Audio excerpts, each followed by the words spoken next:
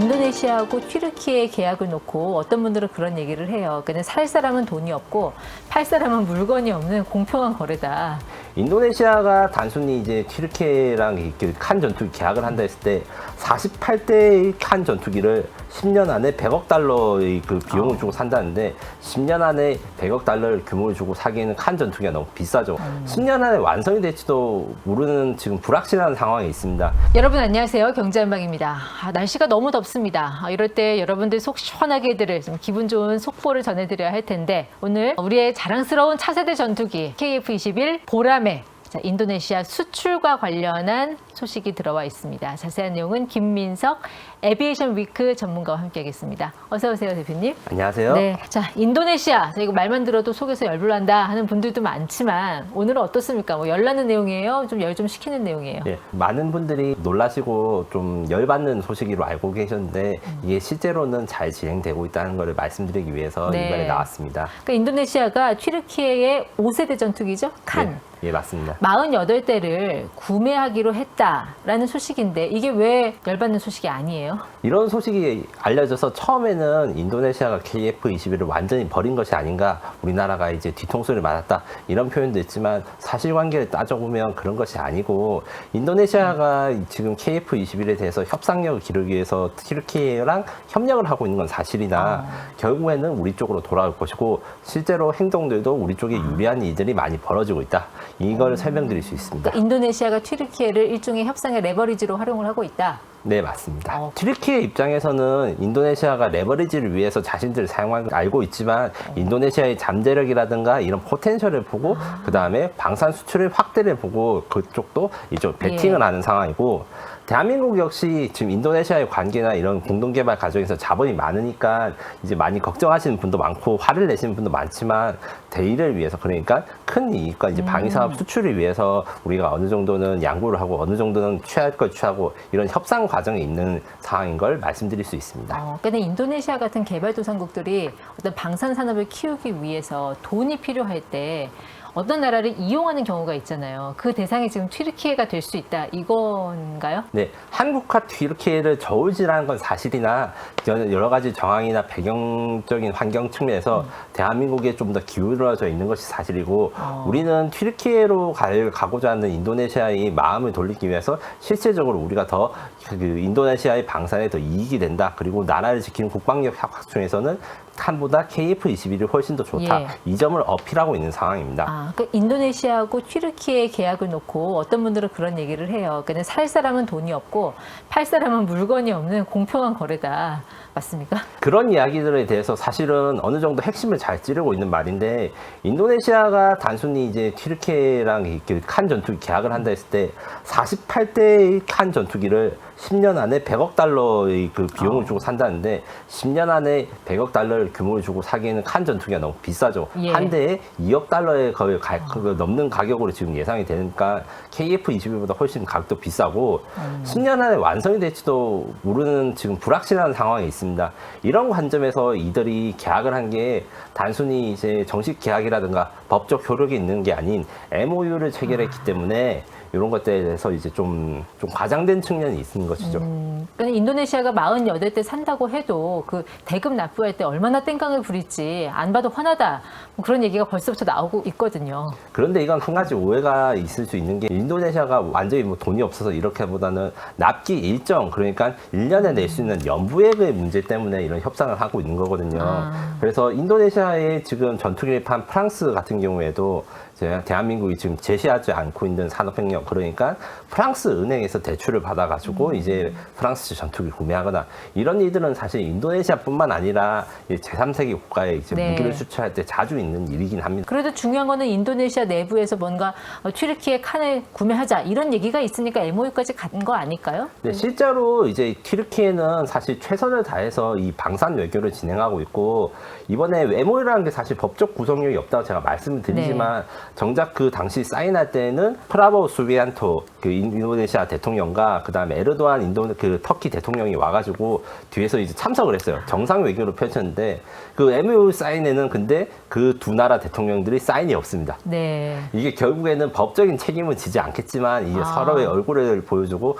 위신을 챙겨주는 이런 행사였다고 이해를 해야 되는 것이죠. 원래 그 튀르키예가 그 주력 수출 대상 국가로 파키스탄을 지목을 했는데 파키스탄이 자꾸 중국제, 뭐 J10 같은 거, 뭐 그런 거 사다 보니까 이제 돌린 거 아니에요, 인도네시아로 수출선을? 지금 말씀드린 대로 튀르키예는 방위 사업에 대해서 우리나라만큼 혹은 우리나라 이상으로 좀 집중을 하고 있는 나라라서 무슬림 국가들한테 세이즈를 하고 있고 파키스탄에도 상당한 부분의 물건을 판 건 사실인데 인도네시아랑 파키스탄의 다른 점은 뒤에 중국의 뒷배가 다르다. 중국은 이제 파키스탄과의 특수 관계가 있기 때문에 네. J10C라는 A사 레이더가 장착한 4.5세대 전투기를 이번에 수출해가지고 네. 인도와의 공중전에 사용을 하기도 하고 FC1도 갔잖아요. 네, FC1은 이제 그 J10보다는 약간 성능이 떨어지지만 그것도 이제 이 파키스탄에 최초로 수출된 비행기거든요. 이런 식으로 해서 좀 특수 관계가 있기 때문에 인도네시아로 이 다른 고객을 찾는 게 있고 플러스 인도네시아나 파키스탄 같은데 튀르키예가 그 수출하는 거는 사실 그 두 국가들은 뭐 재정이 그렇게 넉넉하진 않잖아요.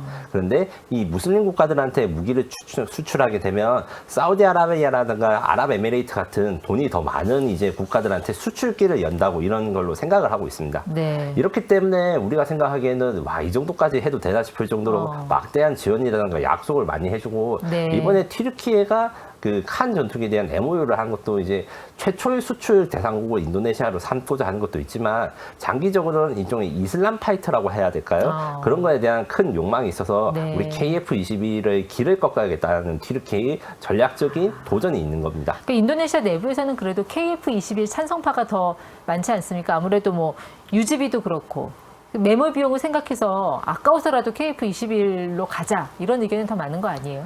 네, 저는 그렇게 판단하고 있는데 저는 이제 중립적으로 말씀드려서 이제 칸 찬성파의 입장부터 먼저 좀 말씀드리면 네. 칸은 자기들이 5세대 전투기다. 그러니까 KF-21이 4.5세대인 이유는 스텔스는 스텔스인데 완전한 스텔스기가 아니다. 무장을 외부에다 장착하기 때문에 무장을 외부에다 장착하면 오돌토돌해지고 이 부분이 레이더를 잘 반사하는 그렇죠. 특성이 있다고 예. 합니다.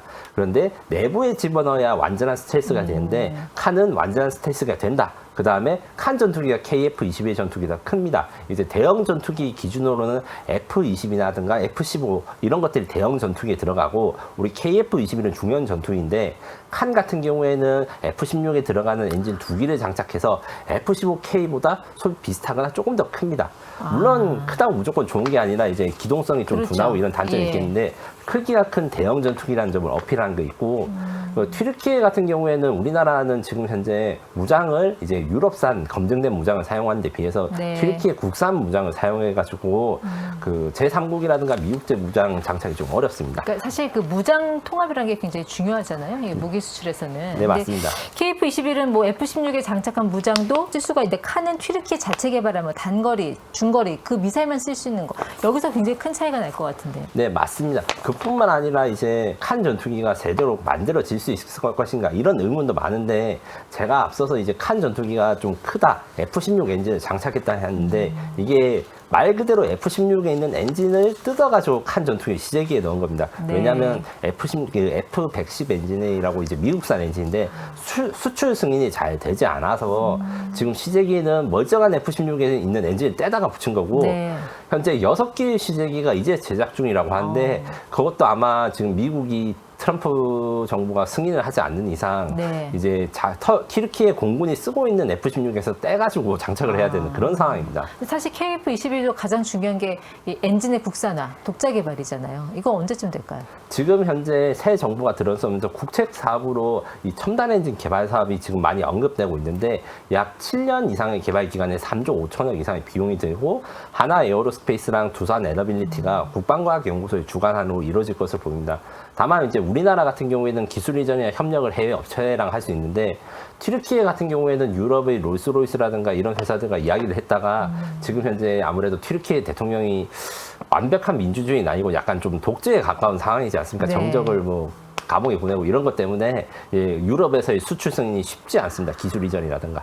이래서 튀르키예 칸 전투기가 자기 말로는 이제 내후년부터 6기 그 시제기가 나오고 뭐 몇 년 뒤엔 바로 생산 가능한다. 네. 이런데 이거는 좀 과장된 가능성이 높고 지금까지 이제 튀르키예 칸의 장점을 이야기를 했지만 여기에서 생긴 문제들은 사실 KF-21과 정반대라고 할 수 있습니다. 예. KF-21을 도입에 찬성하는 인도네시아 사람들은 이제 말씀드린 대로 튀르키예 칸이 진짜 완성은 될 것인가, 엔진은 어디서 구할 것인가 이런 이제 의문을 가지고 있는 데다가 그 크다고 해서 무조건 좋은 게 아니거든요. 튀르키예의 기술적 한계랑 구할 수 있는 엔진 문제 때문에 KF-21보다 큰 거지 비행 성능이 더 좋은 건 아니에요. 이런 단점도 있고 거기다가 KF-21을 위해서 생산을 위해서 기술 이전이라든가 이런 것들이 이미 계약돼 있고 네. 2, 3천억 원 이상이 이미 들어가 있는데 인도네시아 입장에서는 이게 매몰 비용이라는 거죠. 이걸 다 날려버리면 사실 인도네시아에서 큰 손해입니다. 근데 우리가 보통 KF-21EX를 이제 블록 3라고 생각을 하고 있는데 카이가 생각하는 방향과 다른 그 협력 업체들 ADD라든지 뭐 대한항공, 하나 생각하는 방향이 좀 다른 것 같아요. 지금 현재 KF-21 블록 3라는 데서 큰 틀에서 합의가 된 것은 4.5세대 전투기인 KF-21을 5세대 혹은 5.5세대로 업그레이드 하자. 그래서 F-35 이상의 성능을 가지자. 요거에선 합의가 됐으나 네. 실행 계획에서는 조금씩 다릅니다. 일단 공통적인 부분은 이제 스텔스 성능을 높인다. 그러니까 F-35 수준으로 레이더에 잘 걸리지 않도록 내부 무장창이라든가 레이더 개량을 하자. 그리고 인공지능 파일럿을 넣거나 아니면 이제 그 레이더를 발달시켜가지고 네. 예, 지금 현재 미국산 5세대 전투기 수준으로 성능을 높이자. 요거까지는 합의가 됐고 카이의 독자적인 제안은 이제 이게 무인기 구성, 그러니까 카이가 만든 AAP, UCAV라는 두 종류의 무인기를 사용해서 KF-22가 함께 다닐 수 있도록 하자. 그 무인 편대기를 말씀하시는 거죠. 네, 그래서 예. 무인 편대기를 두 종류 만들자는 게 카이의 보관이고 현재 국방과학연구소랑 이제 대한항공은 지금 로어스라고 하는 무인 편대기를 만들고 있는데 요것은 이제 그 카이 제안과는 약간 성격이 좀 다릅니다.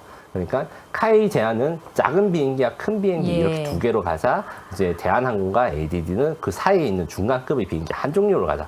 이런 차이가 있습니다. 그러니까 그 AAP 같은 경우는 이제 비행기 크기가 작아서 암람이라든지 미티어 미사일 같은 거 내부 장착이 안 되잖아요. 네, 맞습니다. 네. 실제로 AAP는 150kg 정도의 소형 무인기이기 때문에 자체적으로 공격을 할 때는 미사일 탑재하는 게 아니라 자폭 공격, 그러니까 우리가 자살 돌격한다는 그 드론들 있지 않습니까? 우크라이나 전쟁에서 그런 드론보다 조금 더 크고 제트 엔진을 가져가지고 같이 비행을 하고 그다음에 미끼가 되는 역할을 합니다. 이게 AAP 무인기는 그렇게 크기가 크지 않고 저가로 만들 예정이라서 예.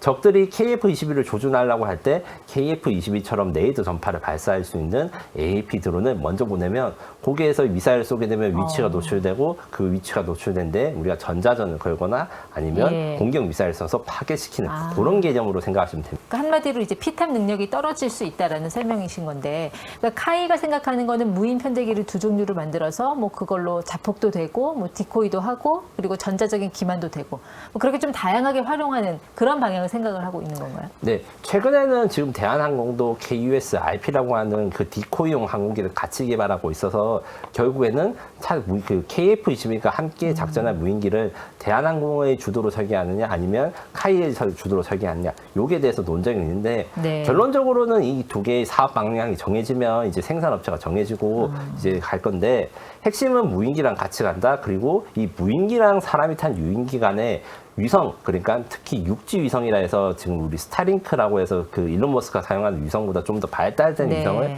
개발해서 이 유인기와 무인기 사이를 연결하자. 요까지가 KF-21의 최종적인 발전 방향입니다. 사실 그러니까 우리의 어떤 실제적인 위협과 이제 관련해서 이야기를 나눠보자면 북한이 지금 방공망 을 굉장히 이제 강화하고 확충하고 있지 않습니까?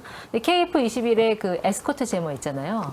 그거를 어쨌든 내세워야 북한의 방공망을 뚫고 들어갈 수 있을 것 같은데 이건 어떻게 진행되고 있어요? 네, 그 계획은 KF-22EA라고 하는 일렉트로닉 어택 버전이라는 게 기초적인 개념 단위에서 연구가 되는데 아직 완전히 설계가 확정된 것은 아니고 이제 기초적인 기술 이걸 만들면 어떻게 효과가 있을 것이냐 아니면 이걸 만들면 어떤 방식으로 운용할 것인가는 이제 기반 연구가 진행되고 있습니다. 다만 제가 보기에는 제가 취재한 바로는 이제 조만간 이 KF-22EA의 실체가 좀 더 알려질 것으로 네. 보이는데 그 이번 가을에 열리는 이제 서울 에어쇼에서 이제 한국항공우주산업이 이 버전이 어떻게 생기고 어떻게 할 건지 대략적인 가이드라인을 보여줄 것이라 합니다. 이 KF-22EA 모델은 그라울러라고 불리는 이제 미국 해군에서 운용 중인 전자전 공격기 네. 요거랑 유사한데요. 총 두 가지의 센서가 들어갑니다. 이 센서 중에 하나는 이제 그 ESM이라 하는데 쉽게 말해서 그냥 수신기예요. 그 주변에 어떤 전파가 나오는지 혹시 누가 미사일을 쏘는지 네. 적이 레이더를 쏘는데 어떤 것인지 이런 수신기가 있고 EA 제머가 있습니다. 이 제머는 우리 KF-21이 항상 이야기하는 A사 레이더 있잖아요. 그 기술을 사용해서 원래는 적을 탐지하는 레이더 안테나를 쓰는데 이거는 방해 전파를 송수신하는 이렇게 두 기 장착됩니다. 5세대 스텔스 전투기가 무적은 아니잖아요. 워낙 지금 지상에서 그 안티 스텔스 시스템이 너무나 지금 눈부시게 발전을 하고 있어서 그러니까 아군의 어떤 전체적인 생존성을 보장하기 위해서는 이 에스코트 제모가 꼭 필요할 것 같은데. 네, 맞습니다. 지금 현재 대한민국은 에스코트 제머 이전에 스탠드오프 제머라고 해서 이거는 이제 한반도 그러니까 대한민국 상공에서 북한에 있는 적 장비들을 제밍하기 위한 이런 전자전기 사업이 진행되고 있고 에스코트 제머는 요 이제 스탠드오프 제머보다는 출력은 약해요. 대신에 네. 공격 편대군이나 미사일에 가까이 붙어서 갈 수 있기 때문에 이 수신 받는 그러니까 적 입장에서는 더 강한 전파로 방해 전파를 받을 수 있거든요. 그래서 이렇게 아군 편대랑 같이 갈 수 있는 이 호위 제머기, 뭐 호위용 전자전기 이것이 필요한 상황입니다. 근데 물론 뭐 북한이 뭐 워낙 뻥카도 많이 치긴 하지만 최근의 그 상황을 보면은 우리보다 중거리 공대공 미사일을 먼저 개발하고 개량형도 내놓고 또 실사격도 하지 않았습니까? 네, 맞습니다. 네. 이 북한은 사실 2021년도에 이미 중거리 공대공 미사일에 대해서 모형을 만들었으나 요거를 공식 발표를 안 하니까 지금 공개 정보 분석을 하시는 그러니까 정보기관 말고는 잘 존재를 몰랐어요. 네. 근데 얼마 전에 말씀하신 대로 김정은이 참가하는 과정에서 실제로 발사를 했고 심지어 한 종류만 만든 게 아니라 기본형과 개량형도 내놔가지고 예. 우리보다 좀 개발 속도가 빠른 것은 사실입니다. 이게 아무래도 민수용 기술들이 많이 파급되다 보니까 북한이 이런 것을 구하기 쉬운 것도 있고 최근에는 러시아 우크라이나 전쟁에서 러시아의 파병을 간 대가로 기술을 받은 것이 아닌가 이런 의혹도 있는데 그래서 조기 경보기 같은 경우에도 이제 북한이 유상 배열 레이더 이런 기술을 기본적으로 가지기 때문에 네. 뭐 해군에서는 최연함이 있고 공군에서는 이제 조기 경보기 레이더 이런 것들이 같은 공통 기술을 사용하는 걸로 확실로 이제 지금 진행되고 있으나 이런 네. 것들을 이제 우리가 대처하기 위해서는 말씀드린 대로 우리가 AAP라고 하거나 아니면 이런 이제 디코이 그 기만용 무인기 전자전기 네. 이런 것들의 확충이 필요한 것이 사실입니다. 근데 북한의 조기 경보기 특징을 보면은 인도나 러시아에서 사용하는 그 IR-76 조기 경보기 그거 굉장히 비슷한데 속은 달라요? 이게 IL-76이라는 그 수송기를 개조한 조기 경보기는 크게 두 가지 종류가 있는데 첫 번째로는 러시아에서 만든 계열, 그 다음에 이스라엘에서 만든 계열이 있습니다. 특이하게도 인도는 이스라엘에서 러시아제 이 항공기를 조기 경보기로 개조했고 네. 중국도 IL-76을 개조한 조기 경보기가 있는데 이게 원천 기술이 이스라엘제예요. 그래서 러시아제랑 이스라엘제 이 두 개 비교했을 때 이제 북한의 신형 조기 경보기는 이 이스라엘제에 좀 가까운 측면이 있고 이거는 레이더의 안테나 기술이 다릅니다. 생긴 건 똑같은데 이제 안테나의 면이 그러니까 안에 들어간 게 두 개인가 세 개인가 있는데 이번에 공개한 북한 무인기의 경우 북한 조기 경보기의 네. 경우는 세 개의 안테나를 가지고 있거든요. 그럼 휴전선에 뜨면은 적어도 한 충청도까지는 다 감시가 가능한 거잖아요. 지금 현재 북한의 조기 경보기 성능에 대해서는 사실 정확한 측정이 어려우나 그 정도의 크기를 가지고 있고 정상적인 성능을 낸다고 했을 때 평양 상공에서는 DMZ 이하 그러니까 150km에서 200km 이상의 탐지 거리는 충분히 가지고 있을 수 있다. 예. 이렇게 예상이 됩니다. 그런 어떤 북한의 조기 경보기에 대응하기 위해서 우리는 어떤 무기 개발이 필요하다고 보세요? 네, 지금 우리나라보다 북한이 먼저 시작한 중거리 공대공 미사일이 우리나라도 필요하다고 생각하는데 현재는 KF-21에 들어가는 미티어 미사일이 매우 성능이 우수한 미사일이긴 하나 이 개발된 지 이것도 10여 년이 넘어서 좀 성능 개량이 필요한 상황입니다. 마침 LIG 넥스원을 중심으로 신형 공대공 미사일 개발이 준비되고 있는데 요 같은 경우에는 미티어랑 비슷하게 이게 덕티 로켓이라는 추진 기간을 가져서 긴 사거리를 가지고 있을 뿐만 네. 아니라 A사 레이더 그러니까 KF-21 레이더를 축소한 느낌으로 해서 미사일로 그 미사일에다 이 축소형 그 레이더를 단고 적외선 탐색기랑 레이더를 조합해서 복합 유도 기능 그러니까 적이 레이더를 돌리다가 끄더라도 계속 추적할 수 있는 예. 이런 것들에 대한 기술 적용이 가능할 것으로 보입니다. 그러니까 창과 단검 두 가지를 다 갖춘 그런 형태가 되어야 된다는 그 말씀이신 것 같아요. 네, 맞습니다. 네, 자, 우리의 자랑스러운 차세대 전투기 KF-21 아무튼 북한의 어떤 조기 경보 체제에 대응해서라도 좀 더 어떤 EX 그리고 그리고 EA까지 좀 체계적으로 발전하는 시스템을 좀 빨리 보여줘야 될 것 같습니다. 네, 지금까지 김민석 대표와 함께했습니다. 고맙습니다. 감사합니다.